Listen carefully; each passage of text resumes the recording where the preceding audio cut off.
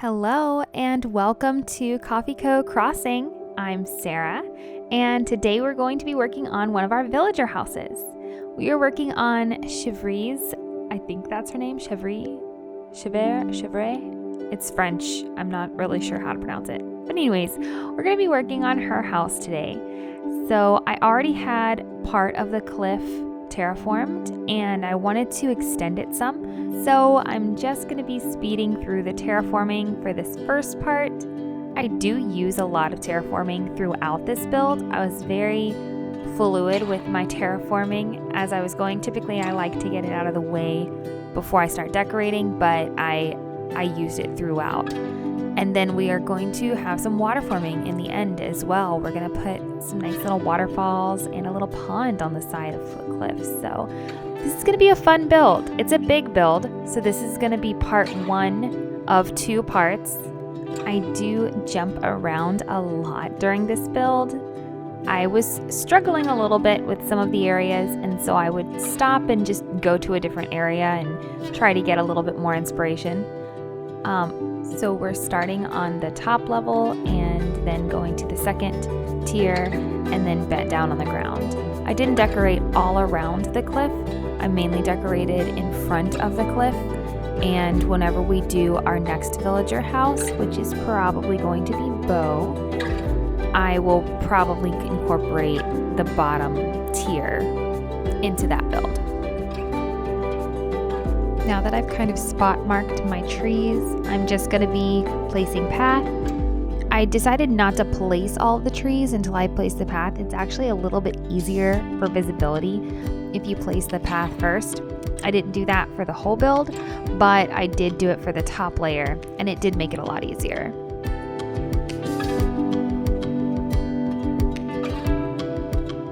One thing I did do a lot for this build, mainly because it's on a cliff, is I used the tree trick.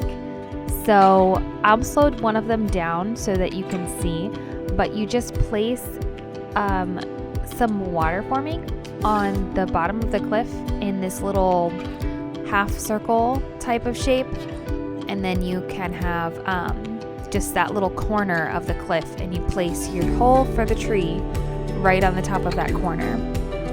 And then the game allows you to plant a tree where there typically wouldn't be a tree allowed to be planted that close to the cliff. It's just a little trick to get around that. And I use a lot of those in this build because I wanted trees on my cliffs, and I love the way that it gives height and it just fills it out really nicely. But the problem with that is you need so much space to put them on cliffs, and so I utilized that trick a lot to give me a little more room on my cliffs for this build.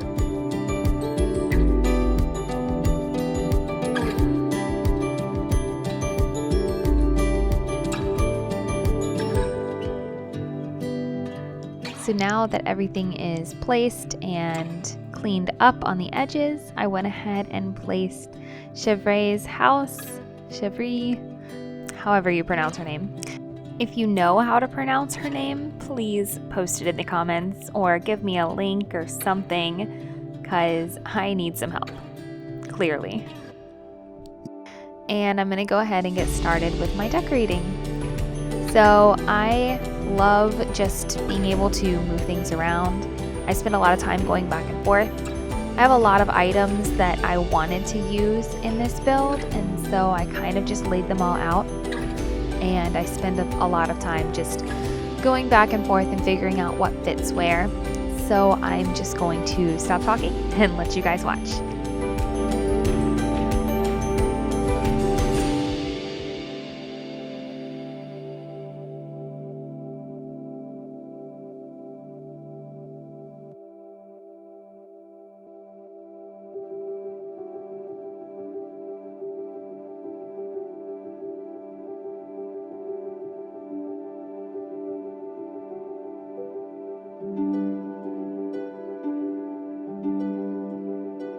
I love using the picnic blanket here and so many great path codes.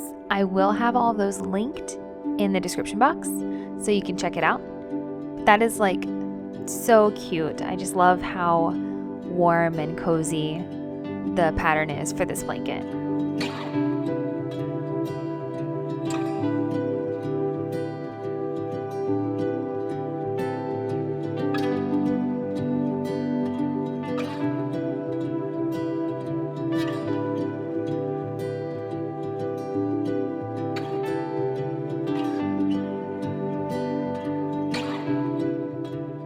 Watching this footage back, I'm remembering that I took away the string lights, and I don't know why I did that because they're so cute, but I'll probably end up going back on this build and just putting the string lights back behind there because I thought they were really adorable.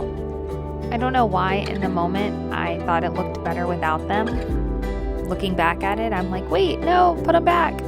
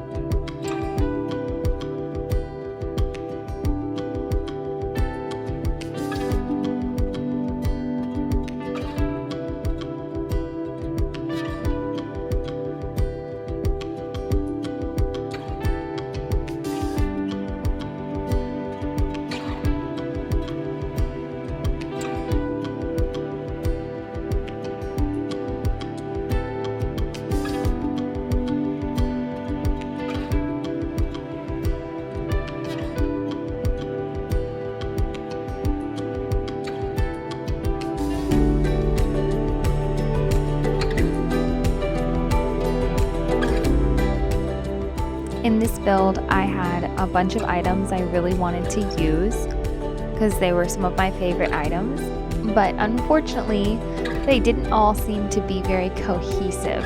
So it took me a little while because in my head I had an idea of what items I wanted, but when I started placing them all together, I was like, wait, those don't go. Definitely more trial and error with my item placing on this build.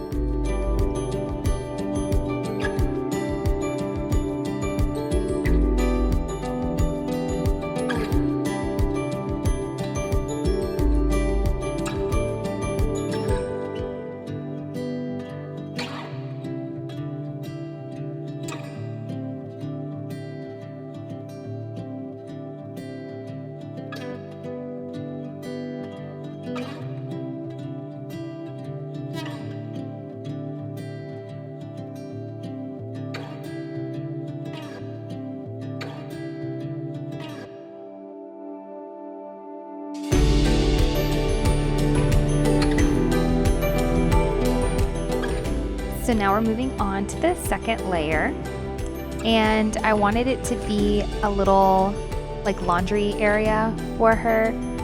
I've got like the clothesline I'm gonna put here, and the washing tub, and a few other cute little cottagey items to accompany them. I thought it would be cute to have that little area on this cliff. It's kind of like close enough to her house that she has her own little spot, but it's far enough away that it's not like right outside her door like her little bakery is. So I thought that would be cute, and it would match like her house a lot with the colors and everything.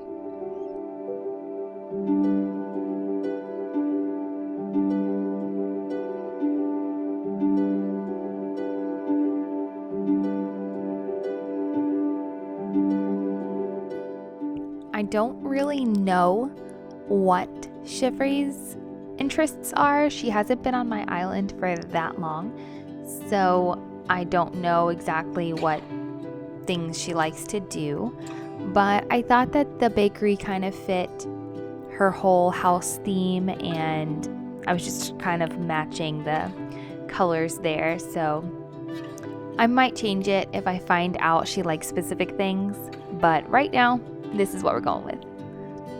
If anyone knows what her hobbies and interests are, I would love for you to share them. So please write in the comments if you know what Chevre's hobbies are and what she's interested in so that I can make adjustments.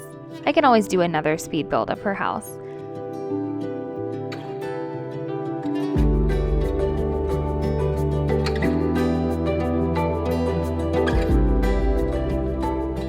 I haven't used the young bamboo yet in a build, but I saw somebody do it the other day in a video and I thought it was so cute and it just matches so well. So I decided to try to use that. Of course, then I had to use the tree trick in order to place it, but I thought it looked really cute. I got so distracted, I just moved on from where I was all the way down that cliff.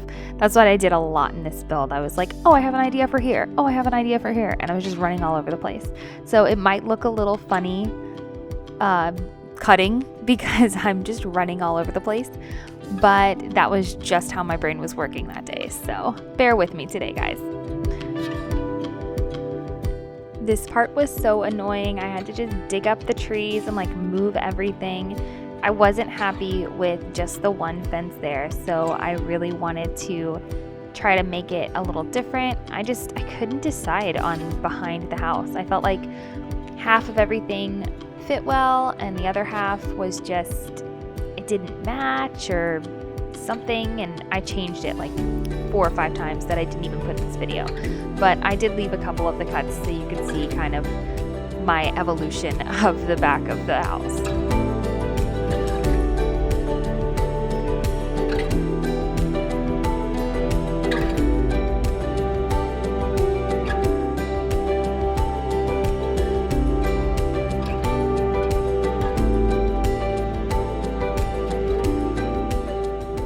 So I actually did end up time traveling and going ahead a day after I did the first part of this build because there was a lot of weeds that were not grown out enough for me, and there was also a young tree that I planted and I wanted it to grow to another stage for the final before I planted fruit behind it to stunt it. So I got it to that stage and then I went ahead a day. That way my weeds would grow and the tree would grow a little bit more. It also helped me to have a stopping point since I was going to do this build in 2 parts. So in a minute, we're going to get ready to finish off this area and I will be showing kind of the finished product of what we did today. Be looking though for part 2. That's set to premiere on Sunday. And that's it for this build today. She's already enjoying her little bakery area, and I'm really excited to work on part 2.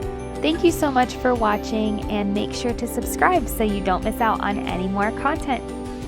See you next time. Bye!